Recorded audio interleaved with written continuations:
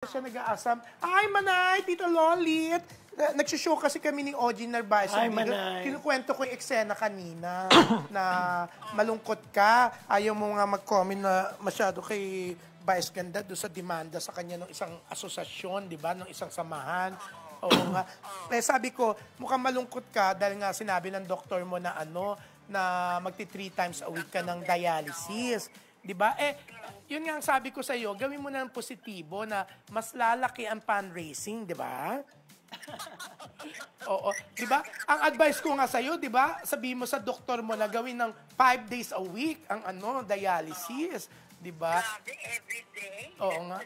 Pero nakakatuwa si Bong, no? Si Senator Bong, kasi talaga sinabi niya, Nay, ako nang bahala sa lahat ng gastos. Di ba? Ano talaga siya, no? Na ganun siya kabait. Oo. Di ba?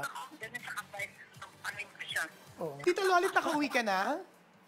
Hindi pa, pinapapunta ka nga dito ni Salve. Ah, Dito sige. sa Wildflower. Nag-wildflower kayo, lumipat kayo, ang bongga. Pero may celebrity pa ba dyan? Ha? May celebrity? Wala. Si Johnny Manang. Ay, si Johnny Manahan?